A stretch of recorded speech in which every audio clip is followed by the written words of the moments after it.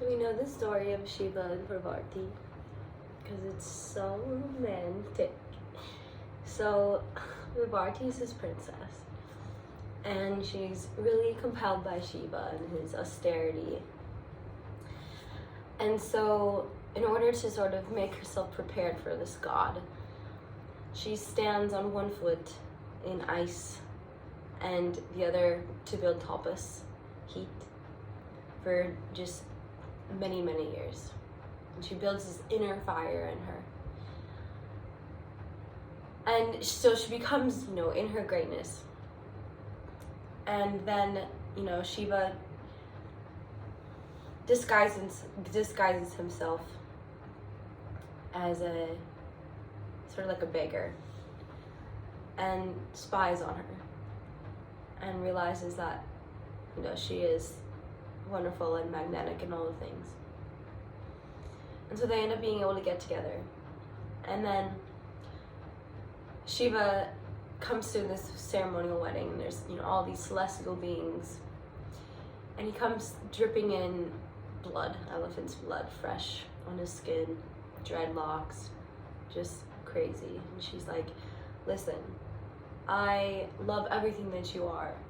However, will you just show up in a different form for my mother so she doesn't pass out again? And so he changes his form into the most beautiful man. He's 9 feet tall. And they have this big celebration and they get together. And then they basically go up to Shiva's mountain, Mount Kailash, and they just, make love for thousands of centuries. And through that process, Asana is born. Because there's this one point where Parvati keeps leaving. And then she comes back all blissed out. And this is an important lesson for the feminine, I think. Because she comes back just like radiant and just so magnetic. And she was like, where are you going? And so one day he follows her and he hides in the forest, and she goes into this magical pool and she just bathes herself. She just, feels her own body, her own essence. She gets to the bank of the water and then she just dances. She just moves her Shakti energy, and he becomes so enamored in that of course they go back home, follows her back home, and then they make love for millions and millions of more time. And that is how Asana is born. It was actually through the feminine embodiment. Because then they're just having this after lovemaking chat. And he presents Asana. It's like, I've made structure, I've made form to the formless. Inspired by all of her movements comes the warrior series, etc. And the feminine being all patient and all loving knows that he's basically just copying her. And, she listens. And that's the birth of Asana. And why that is an important lesson is for a lot of reasons. But one is that the feminine, in order to be magnetic and take the spiritual energy, the sexual energy, and make it spiritual energy, the transformation process is to be in her own container and to connect with herself. And I was reminded of the part of the story about being on the mountain and coming down to the water, because I'm also in a temple arts mentorship online with, if you want to follow her, Shakti Temple Arts. She's such an amazing tantric teacher. And there's a reason that the tantras are passed down, because you do need a teacher, you need an initiator. It's intense energy. And anyways, so she reminded me of that part of the story. And her point of it was about enlightened sensuality. And to get there, to be the, you know, a holy partner, it is about tapping into your own eros. That is where the power comes from. Kundalini is a feminine energy. It's a creation energy. It's a rising up because it rebirths you.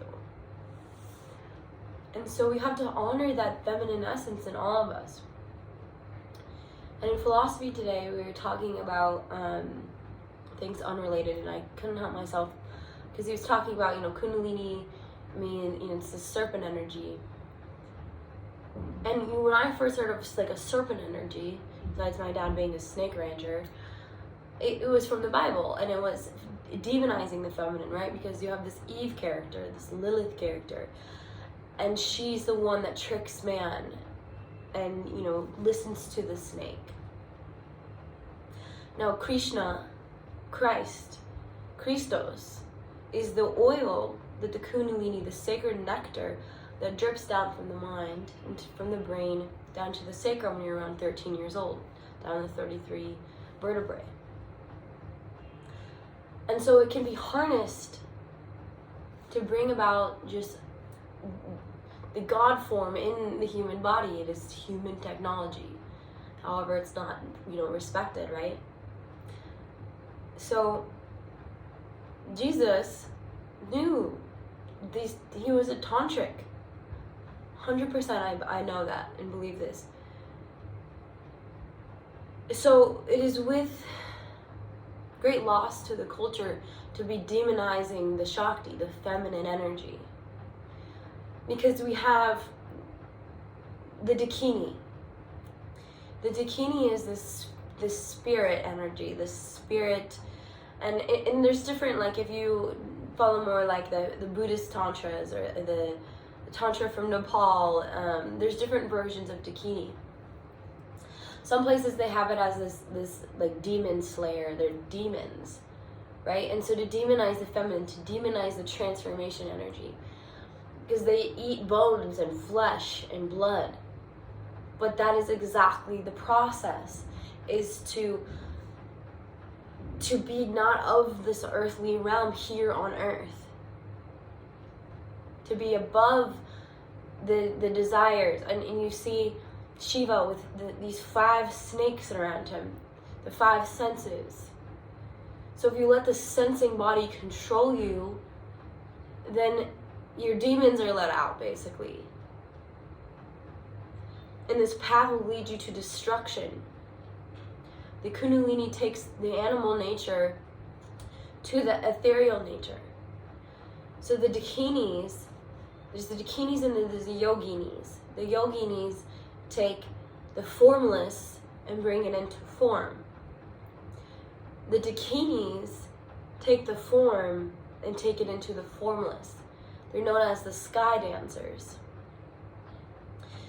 In the more of the Buddhist tantras, there's Dakini is sort of like this one goddess, and she rides this white fox, and she represents moksha or liberation, and so she's a spiritual teacher that comes in to help us transform our energy. And these are all just depictions of this one great cosmic energy that transforms us. So Shiva and Shakti, Parvati and Shiva, like, there's so much there. I don't want to simplify it, but I also want to simplify it. It's describing just the polarity of our own natures. And the fact that we can, here on earth, be transformed. And I remember when I first started getting really into yoga, people just never know how old I am. And because it gives you life force. We're all told that we're going to just start getting decrepit. And when I was studying Ayurveda, they don't have a word for menopause. Because the women don't start having their whole body start to dysfunction around, 50. Because they have so much preventative medicine in the culture. They take care of their bodies, their temples. But if we're constantly having to go and push and work, then the body's got to give out. It needs the right proper tools, the right nutrition, the right exercise, and all of that. Like you can't, to practice Kundalinis, and they say it's dangerous, and they say that you have to practice Hatha yoga first, because the Hatha yoga balances the sun and the moon energy, and it's a very physical process to balance that. And we have the Ida and the Pingala, and these are the channels that dance in the body up to the Sushumna channel. And as the energy comes up, you liberate your consciousness. But let's say this raw energy, this raw potential energy is coming up, and we have things in our system, we have imbalances in our system. Well, it's just going to push that imbalance more.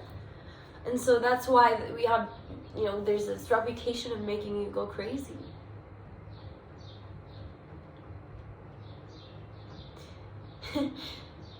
And yet, if you did go crazy, that's a part of your journey.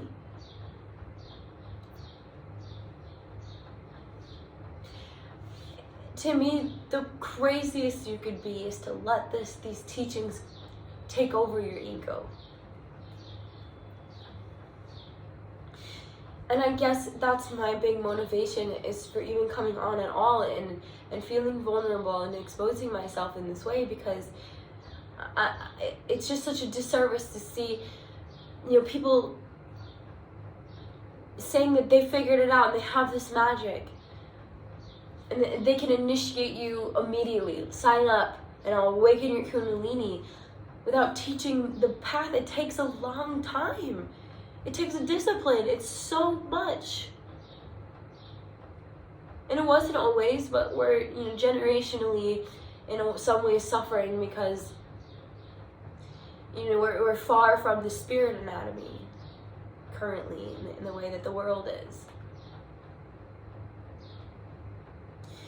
And this morning I did Yoga Nidra class, and I had to sit still, and that is not the easiest sometimes for me, and that's a wonderful thing. I love the Dakini energy. I love to flow, but I had to sit still, and I had to really be feeling that inner realm, that inner reality, and I could feel all my nadis lighting up, and what it was pushing out was deep sadness.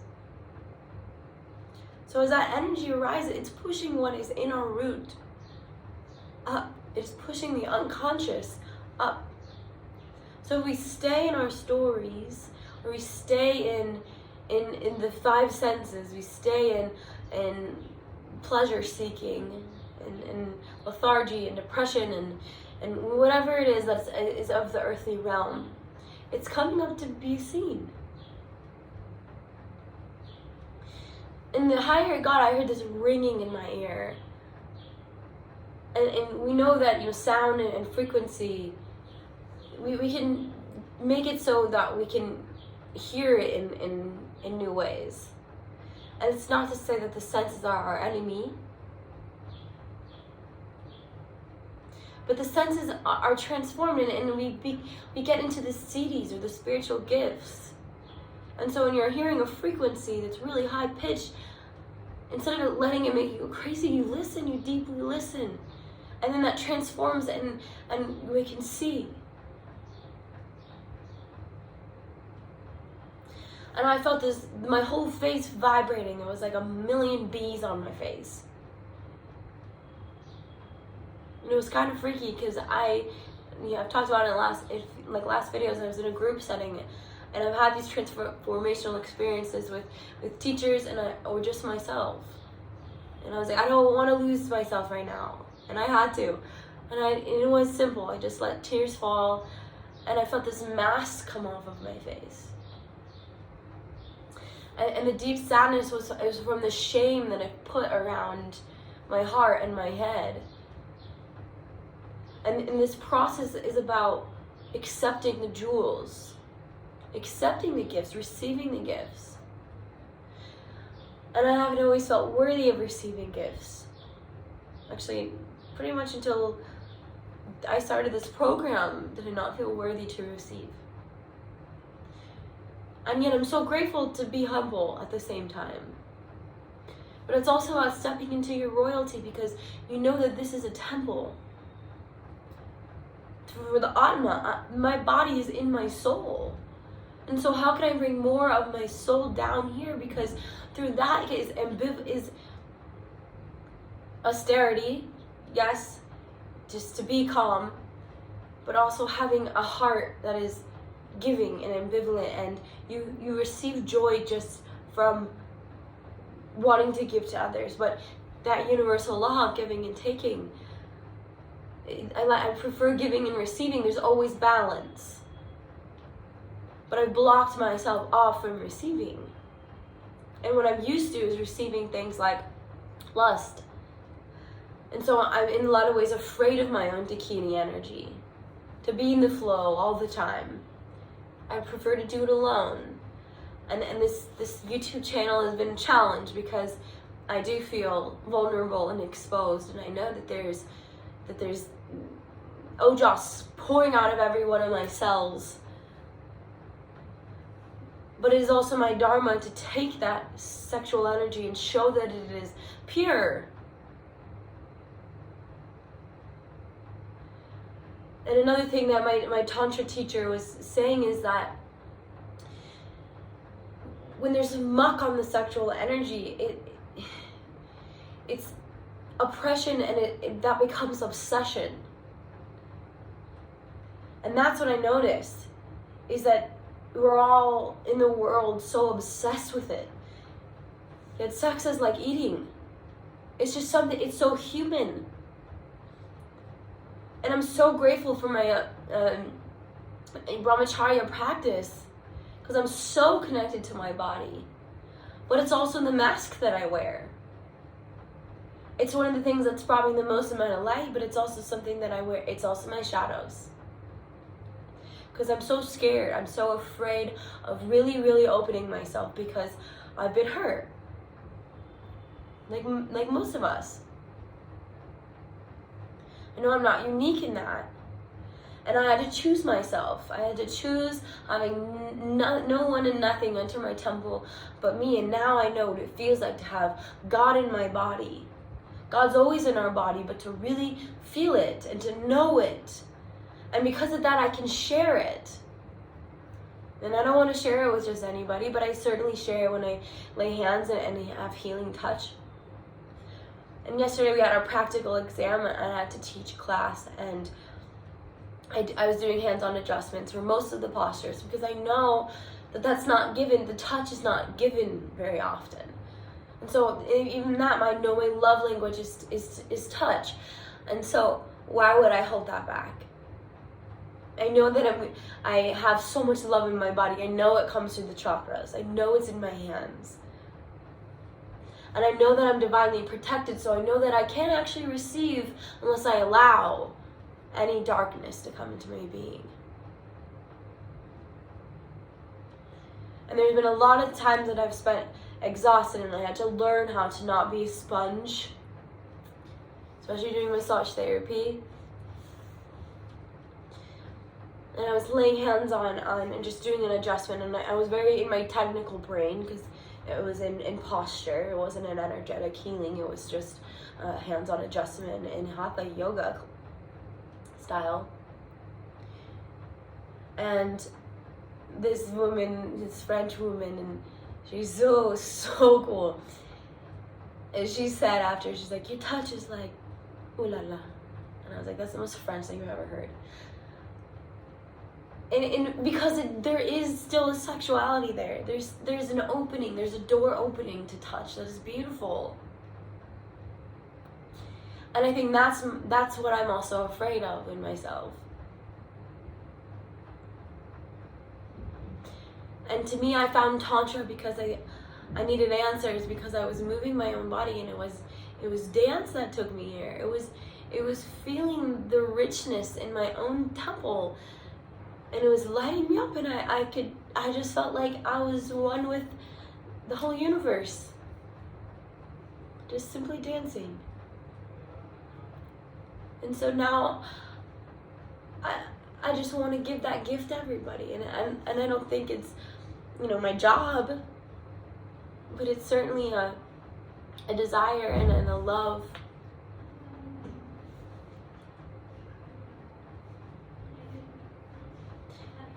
And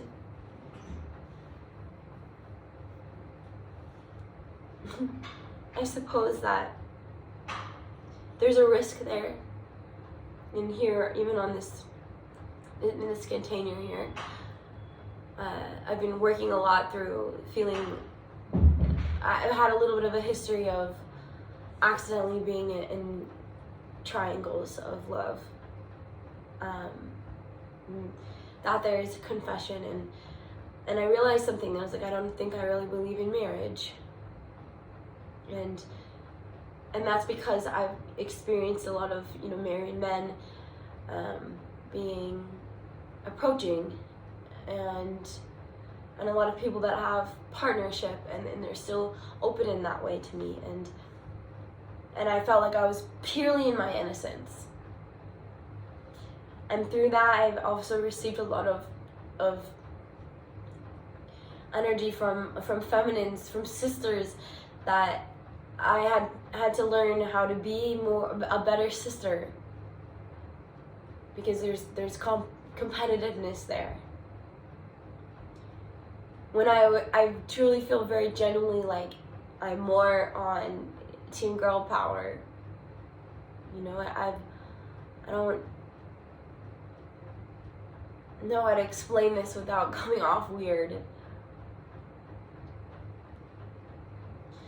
And through that process, I think I just decided that I just want to be married to God. And to feel fulfilled by that, just to think that maybe I'll just be a freaking nun. That thought has passed through my mind so many times, because I truly feel so fulfilled. And yet these tantric teachings are teaching about how spiritual union is through the joining of the chakras with another being. And so then I think to myself, well, where is he?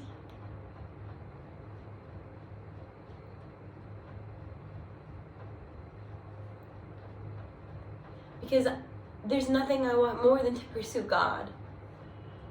And if having a partner means that I get closer to that essence, that nectar, then heaven, yeah.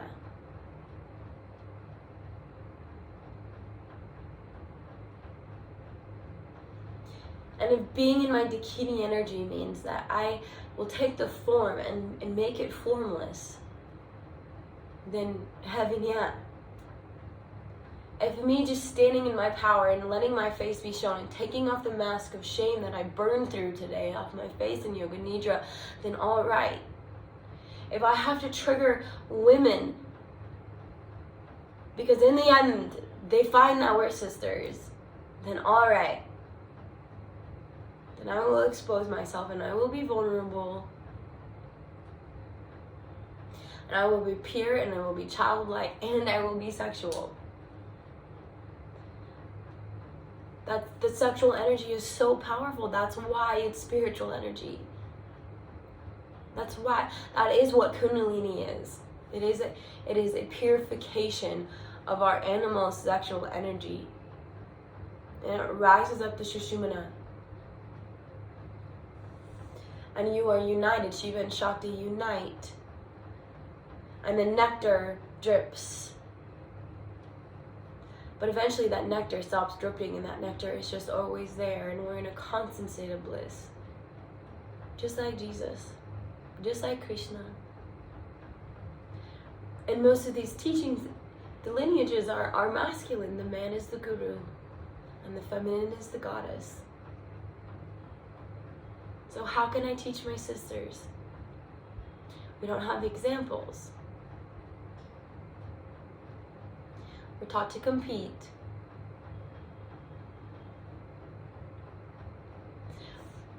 But it's the Aquarian age. It's a new time. And these teachings were written down a long time ago. So I believe to take it into the now, it's destined. It's destined to embody this. And it's exciting to step into this. And it's also equally terrifying. And I'm beginning to study the Taoist Tantric cards. So again, it's just how more people in the East cultivated their love and sexual energy and rose it. And it's so fascinating to me how so many different parts of the world had the same conclusion of how their energy system worked. And they would feel the channels. You have the meridians or you have the nadis. And nonetheless, they feel a feminine and a masculine, a yin and a yang energy coming up the body and liberating us. Right? They didn't have the internet to communicate at light speed, but they all figured it out. And now we are so disconnected from our bodies that this, what I'm talking about, sounds like magic and mystical and crazy. But that says way more about the disconnect that we have to our bodies. And I don't want you to take my word for it. I want you to experience it. But it's hard to experience it because it will challenge you. It will ask you to choose yourself. And I started my mentorship classes, or my mentorship with some different people I've met online. Hi, some of you. And then we have a little WhatsApp group, and it's already been such a blessing to watch the transformation of just 1 week. We got 7 more to go. We're about to go through all the chakras. We're about to go on a big journey. And the thing is, the mother will challenge you. When you step on this path, there's going to be all sorts of things. You're going to think you're too busy. You're going to think that, the power's going to go out in the middle of your Zoom call because you're in India. Your relationship dynamics are going to change. Your jobs are going to change because it's a rebirth. It's a cosmic energy of the womb. It's a birthing. And when you do this process, you're birthing yourself, who you really are, your real nature. And your real nature is cosmic and blissful and loving and altruistic and kind and also fierce and sexual.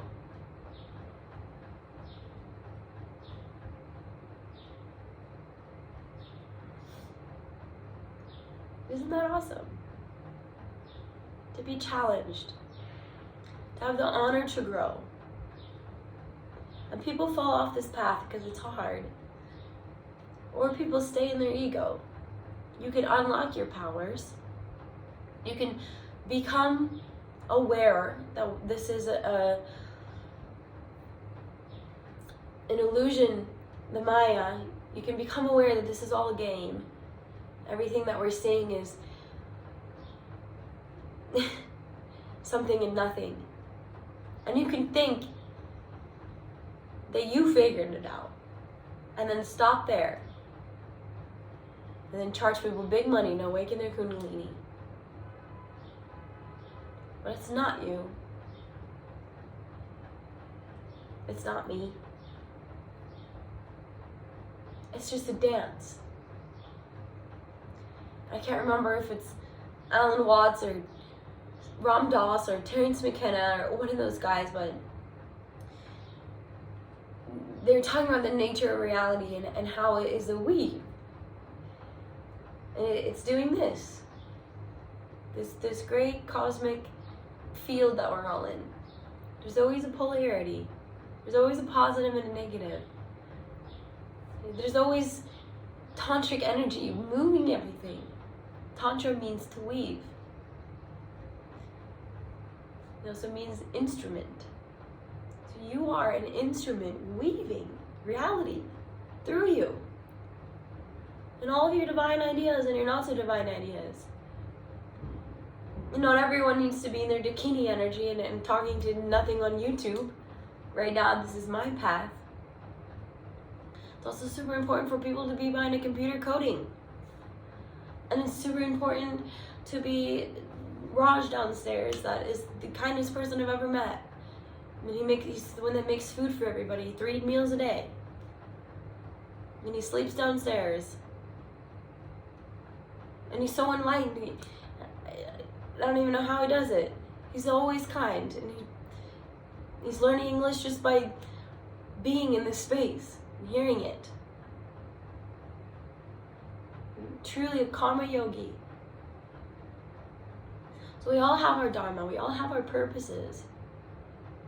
But it's God in you that will weave you, that will bring life, that will let your fruit be beautiful.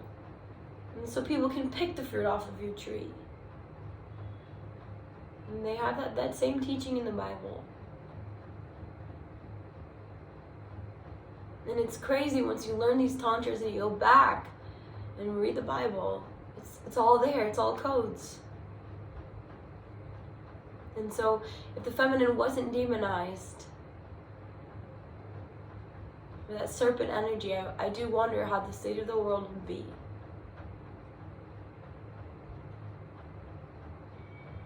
If the goddess was respected, and many kings back in the day had erotic temple artists. And they were very trusted consorts of the king. A lot of the queens were just sort of figureheads, baby makers, which is its own issue. But these women practicing these tantric arts were deeply trusted because something happens. When you move your sexual energy and you liberate yourself, you are connected. You're an oracle. You're a priestess. You know things. God talks to you. God is in your body. And the senses that are the portal to the outside world needn't control you anymore. It's direct. No need to offer penance. You don't need to go through the guru anymore. It's just you and God. There's no gatekeepers. And that erotic energy is healed. It's highly spiritual. It unlocks your intuition. And that process is purity. It is sweet. It's nectar. It's love.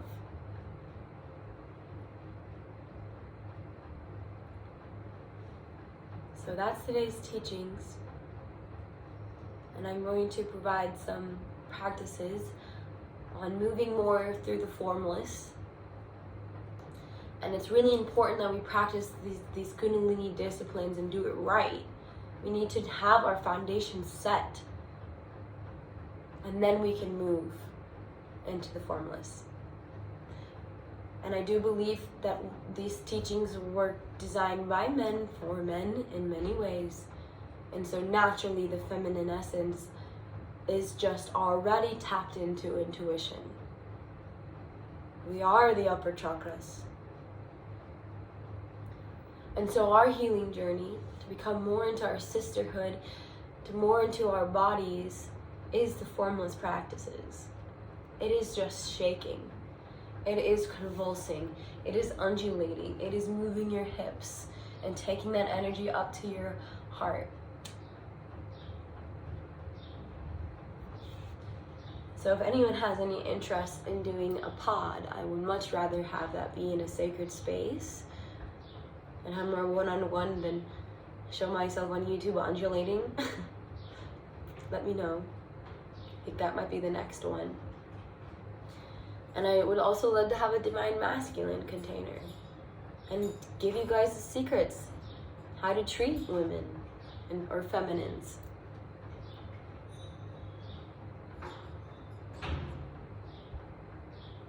how to raise your ojas, make you magnetic.